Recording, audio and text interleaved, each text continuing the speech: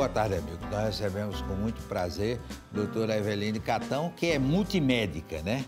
Ela é ginecologista, ela trata de reprodução humana e é legista. Eu vou primeiro falar da legista. Como é o trabalho de uma legista, doutora? João, é assim.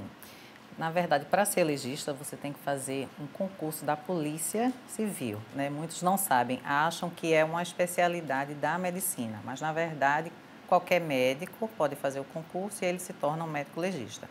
E durante a atividade... Quer dizer, você é policial também. Sou o policial. Sabe atirar? Sei. Sabe, é bom avisar. Sim, aí qual é o trabalho da médica legista? Bem, então o médico legista, ele vai fazer perícias com vivos e com mortos, porque quando se fala perícia médico legista, pensa-se mais em mortos, mas na verdade mais de 90% são com vivos. Então são vítimas de violência física, violência sexual e também fazemos perícias de DPVAT, acidentes de trânsito, né? Esses são, assim, a grande maioria dos exames, né? E dos mortos? Dos mortos também, nós fazemos a necrópsia, né? O que é a necrópsia? Abre o corpo para ver as coisas. O corpo, ele é aberto, né? Nós temos um agente de medicina legal, antigamente chamado de auxiliar de legista, que também é concursado, então ele faz a abertura do corpo. Nós podemos também, não é tão frequente o médico abrir também alguns órgãos para ter um maior esclarecimento, né? Mas a gente tem o auxílio desses profissionais e a partir da observação anotamos, colhemos material, pode ser um material toxicológico, pode ser para análise das vísceras, que é o histopatológico, pode ser um residuográfico, que é para ver se tem pólvora de tiros. E como é que a senhora descobre que a pessoa tomou droga, cheirou droga e bebeu demais? O corpo mostra? Sim, o corpo mostra. Claro que existe uma limitação das técnicas, assim, do prazo, mas a gente consegue pegar bem. Por exemplo, um exame de um acidente de trânsito, uma morte por acidente de trânsito, nós colhemos a alcoolemia e também outras drogas ilícitas, né? Mas a gente consegue ainda pegar com 3 até 5 dias, se o paciente naquela hora ele estava alcoolizado ou não, né? Durante o acidente. Colhemos material do humor vítreo, que fica no globo ocular, também do sangue, da cavidade cardíaca e também periférico. E às vezes a gente recolhe também alguns pedaços de órgãos e manda para o laboratório, ele consegue detectar a presença dessas substâncias. Nenhum desses caras que a senhora fez apareceu de noite a alma dele, não, para ele procurar, não. Olha, eu acho o ambiente do IML, por incrível que pareça, menos agitado, digamos assim, menos assustador até do que um hospital. Porque o cara tá morto, né? Não pode. Aí ele tá tranquilo ali, mas a alma não apareceu, não, ainda. Eu nunca vi, não. Mas tem aquelas histórias, né? As lendas do IML, tem sim. Agora vamos falar com a ginecologista. Doutora Eveline, a menina, a jovem, deve procurar ginecologista a partir de que idade?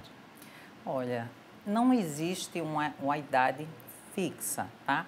Existe uma recomendada.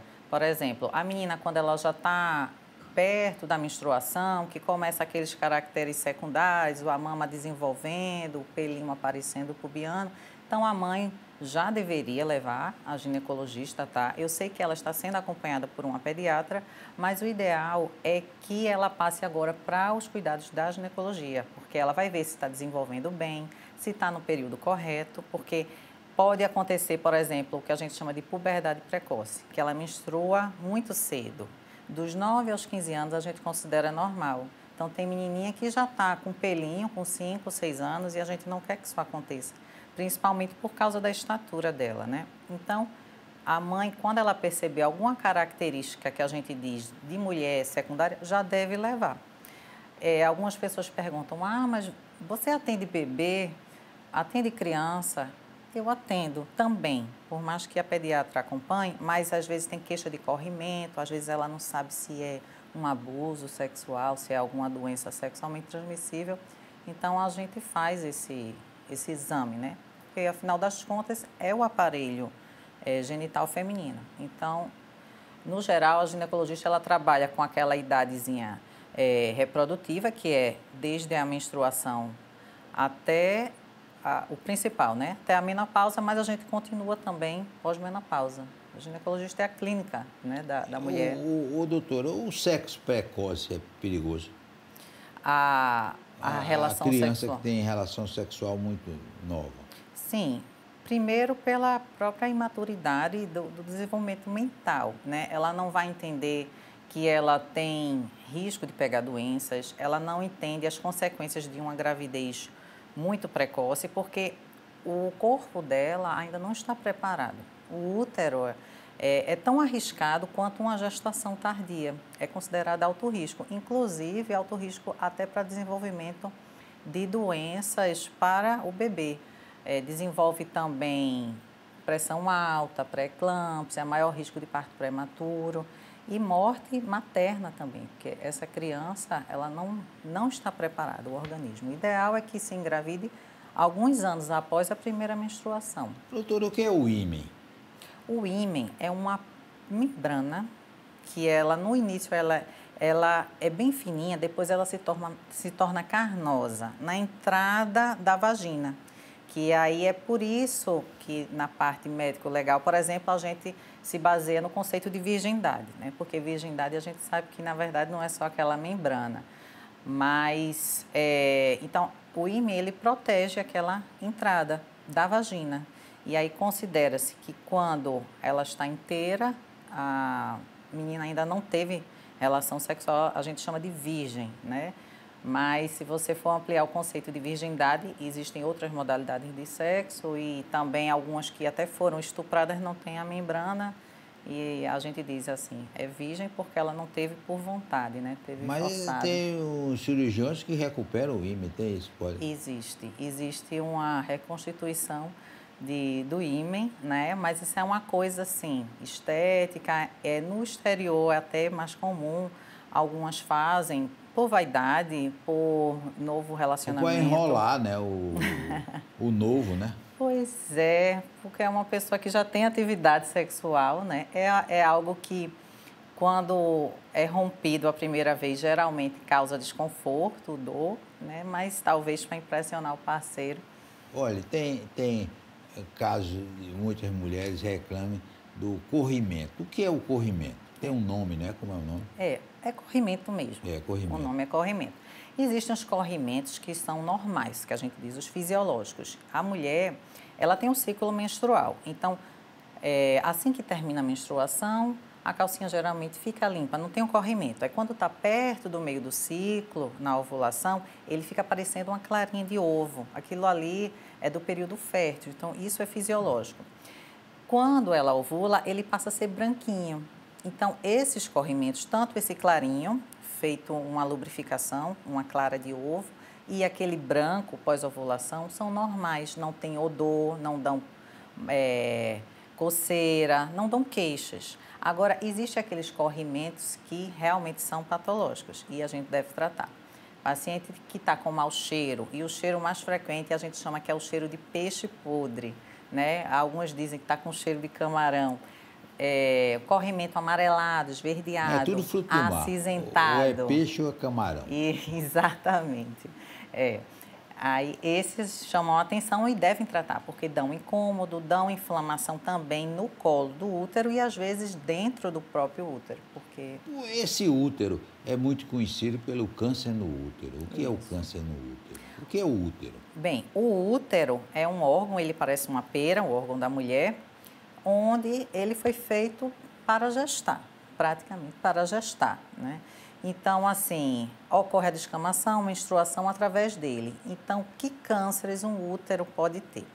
Ele pode ter o do colo do útero, que imagina assim, vamos imaginar uma lâmpada daquela incandescente, não é? Que ela tem aquele gargalo ali, ao colo do útero, e existe o do corpo do útero, né? Que é aquela massa maior, assim, digamos assim, da pera. Né? Então, são dois tipos de cânceres totalmente diferentes, causados também por entidades diferentes. O do colo do útero é relacionado ao vírus do HPV, que é o papiloma vírus humano, que é adquirido através do sexo. Já o do corpo do útero é mais relacionado à obesidade, hormônios, uma idade mais avançada. Não teria a ver com o sexo. São esses principais. Doutora, é importante para um bom funcionamento do órgão sexual a limpeza? Sim. Agora eu vou fazer uma ressalva, né? Porque muitas mulheres elas têm um costume que é errado de sempre lavar a vagina e não sabem que a vagina, na verdade, ela é autolimpante. Então, muitas mulheres têm a mania de pegar o chuveirinho e introduz o dedo e lavam a vagina. Isso é ruim, porque você destrói aquela flora ali, que é feita. A mulher, ela tem as bactérias que vão proteger ali aquela vagina. Então, a higiene deve ser, sim, feita na parte externa, que é a vulva, né? A vagina é a parte interna, não deve ser lavada, não, com frequência. Na verdade, nem deve ser lavada, né? Só algum caso fortuito, mas a parte externa, sim. E também existe uma quantidade. Tem gente que lava demais e destrói aquela proteção externa da vulva e termina predispondo a fungos, bactérias, alguns cortes que já são portas de entrada para infecções. E realmente é uma área que dá problema para a mulher, né? Porque causa incômodo e dor, né? Exato. Muitas perguntam, inclusive, a respeito, que tem também a ver com a higiene da depilação, né? Porque antigamente as mulheres deixavam mais os pelos e hoje em dia há uma tendência a tirar os pelos, inclusive todo, né? Inclusive da parte central, não só nos cantos.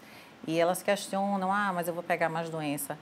O pelo em si, ele tem um papel de proteção, mas a paciente ela pode sim retirar os pelos sem problema nenhum. Contanto, se ela é uma paciente que ela tem muita alergia, então ela não vai fazer com gilete, ela vai usar um outro método de depilação, uma cera, um laser, mas se manter aquela área ali não inflamada, não tem problema nenhum, usar ou não usar o pelo naquela região. Depois do intervalo, nós vamos continuar conversando com a doutora Eveline Gatão.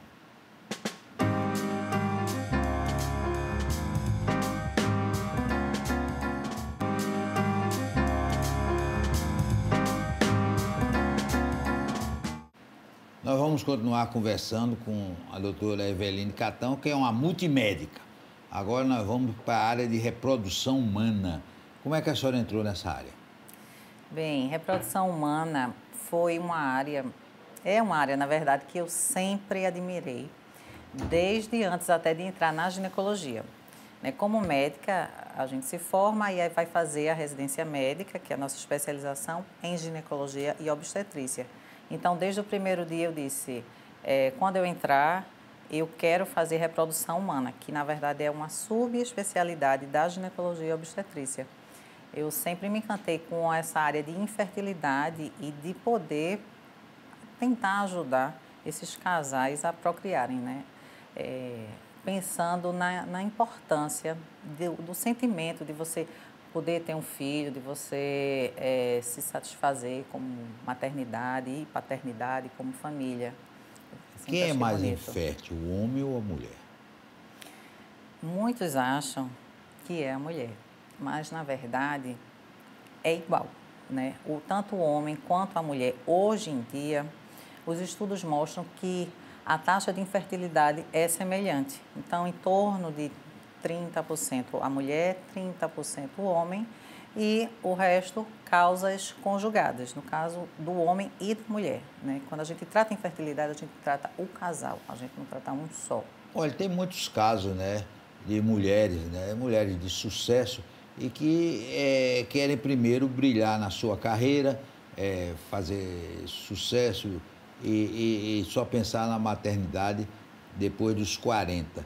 Aí guarda o óvulo. Esse negócio de guardar o óvulo é uma coisa boa, doutor? É uma ferramenta excelente, né? Graças ao desenvolvimento das técnicas de reprodução assistida. Porque hoje em dia a mulher como foi dito, ela quer estudar, ela quer se estabilizar financeiramente, tem outros projetos, mas o relógio biológico, ele é cruel com a mulher, principalmente, né? Porque o homem, ele está renovando o estoque, a cada 3 meses tem produção de espermatozoide, a mulher não. Ela nasce com aquela quantidade e ela só vai diminuindo até a menopausa. Então, você dispor dessa ferramenta de congelar os óvulos, porque aí você fica tranquila para você poder exercer sua profissão ou o seu sonho e depois ter uma gestação segura, mais saudável. Por quê? Porque o óvulo, você fica com a idade que você congelou o óvulo. Se você tiver 40, mas congelou os óvulos com 30, 32, é como se você estivesse engravidando aos 30, 32 anos. O óvulo está novinho, né? Não envelhece, não. O óvulo fica lá congelado na idade que a mãe congelou. A idade, ela consegue preservar de uma forma excelente. Olha, teve um caso recente que teve um espaço muito grande da mídia, foi Cláudia Raia. O que foi aquele negócio de Cláudia Raia? Diga aí. Olha, todos perguntam muito, né? É um caso bem polêmico. Ela diz que tinha congelado os óvulos antes e que tentou fazer com os próprios óvulos. Ela foi congelar aos 48. Aos 48 anos, a qualidade já é muito ruim. Então, é muito difícil você ter um embrião bom para dar uma gestação aos 48. E, pelo que ela falou, ela disse que fez um preparo hormonal, mas que não chegou a transferir esse embrião porque não evoluiu. E um tempo depois, logo em seguida, ela foi fazer uma ultrassom e ela estava ovulando naturalmente e engravidou. Se você analisar assim, eu diria que foi um milagre, né? Um milagre. É uma coisa fora da curva da medicina. A gente não pode, de forma alguma, tomar como regra. Pacientes nessa faixa etária dela não podem ficar na falsa esperança de que vão engravidar assim. Até porque ela já estava na menopausa, né? Ela já estava sem menstruar há alguns anos. Ela fazia, pelo que ela divulgava nas redes, algum tipo de reposição. E é também atleta, isso ajuda a proteger contra o envelhecimento e talvez tenha desencadeado essa ovulação espontânea, né? Como Mas já ela teve falou. paciente da senhora que chegou lá, eu quero engravidar, porque Cláudia Raia engravidou com 55, eu tenho menos, não pode, né? É bem difícil. Depois dos 35, já tem uma queda na fertilidade grande. Após os 40, eu digo que a ladeira vai mesmo abaixo, né? E na faixa dela, após os 50, é coisa assim realmente milagrosa, que a gente não conta com isso. Agora, com os próprios óvulos, tá? Porque eu tenho pacientes que resolvem engravidar nessa faixa etária, perto dos 50 ou até mais, com óvulos doados. Porque você pode pegar um óvulo de uma mulher mais jovem, fertilizar com o do seu parceiro e gestar. Essa mulher de 52, 53, 55 anos, ela pode sim. Agora o sêmen, né? Outro dia eu vi uma reportagem de um rapaz na Finlândia que vivia de vender o esperma dele, né? E a pessoa pode escolher quem quer, que só quer galego do olho verde, né? Existe aqui um banco de sêmen. Existe no Brasil? Aqui existe um grande banco principal que fica lá em São Paulo e os sêmens, eles são catalogados por perfis.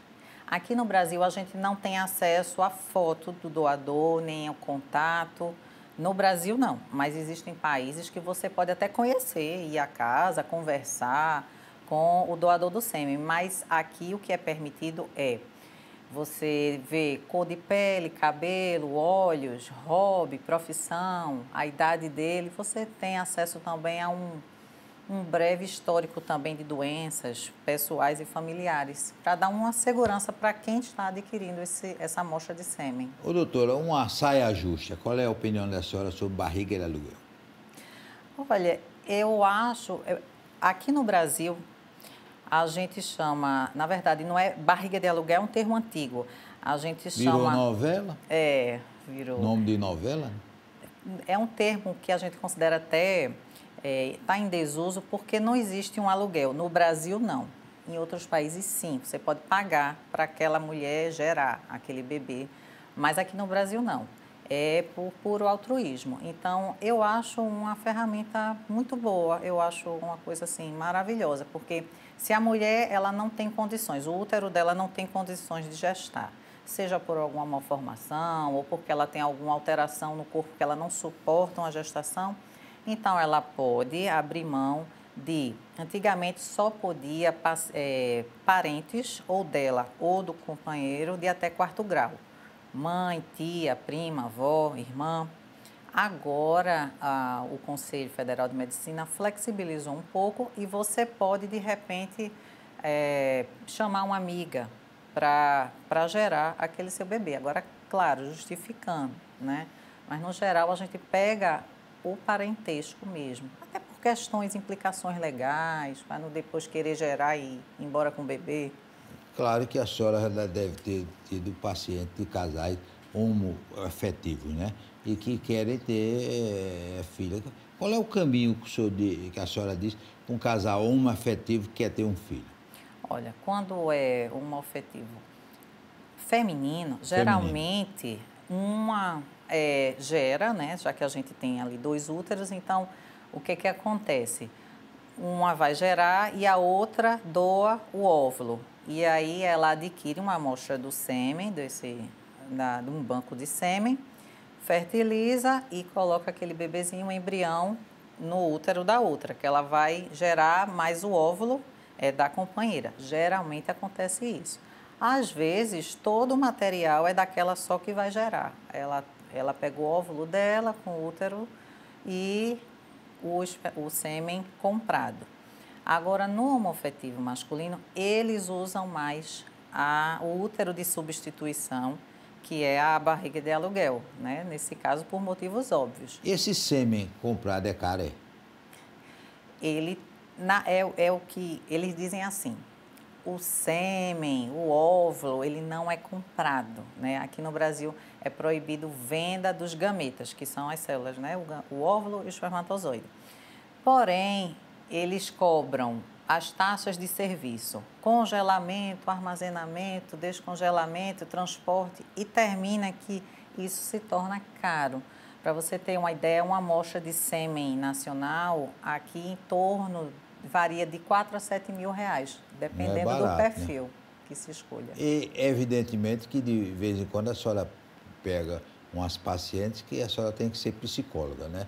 Que uma mulher, quando descobre que não pode ser mãe, é um trauma para ela, porque ser mãe é o sonho de toda mulher. É verdade. E de homens também. Também. Cá está crescendo, eu vejo cada vez mais no consultório a ânsia dos homens em serem pais, né? Então, é sim muito frequente, eu digo que o ginecologista está ganhando até do psiquiatra, do psicólogo, né? Principalmente o especialista em reprodução humana, porque essas pacientes, esses casais, na verdade eu recebo mais casais do que só a mulher, eles estão muito ansiosos, frustrados, depressivos, com baixa autoestima, influenciando não é só a fertilidade, influencia a relação conjugal, influencia na questão também da feminilidade e na masculinidade do homem, eles ficam se sentindo assim. E isso dá, inclusive, disfunções sexuais. A mulher fica com incômodo na relação, o vaginismo, o homem tem disfunção erétil. Então, até o sexo ele fica prejudicado. Ele quer tanto que o objetivo, em vez de ser um encontro de prazer, fica uma obrigação, uma meta de você conseguir engravidar. Agora, a senhora já teve casos em que essa inseminação artificial deu resultado e a senhora sentiu alegria muito grande do casal? Essa é a rotina. Eu acho que isso é que faz realmente a paixão. É o seu salário mais alto, né? É um salário, né? Expressa alegria. É, né? Verdade, é a satisfação. Eu acho que esse é o motivo de eu estar nessa área. Ver a alegria, assim, de um casal. Eles não acreditam, eu vou ser mãe, eu vou ser pai, e que não poderiam pelos métodos naturais, principalmente tanto os homens que têm muito baixa contagem de espermatozoide, quanto as mulheres que têm as obstruções nas trompas, que elas não conseguiriam de forma natural. E precisa de uma ajuda da reprodução humana. Eu digo que a gente vai lá, pega um pouquinho do material de um, pega o material do outro e dá uma carona. E, graças a Deus, consegue engravidar. E a senhora já recebe paciente que quer produção independente? Sim. Não quer saber quem é o pai, é?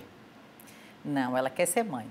Não importa o pai. Não importa, não Paga importa. 7 mil e acabou. Exatamente, isso mesmo. Não é tão raro essa coisa não, né? Não, está crescente, sim. Quando a mulher, ela dá assim, ó, que a gente chama, né, o deadline. Ela chega ali, está perto dos 40, não achou o parceiro ideal, eu quero ser mãe, não vou deixar de ser mãe.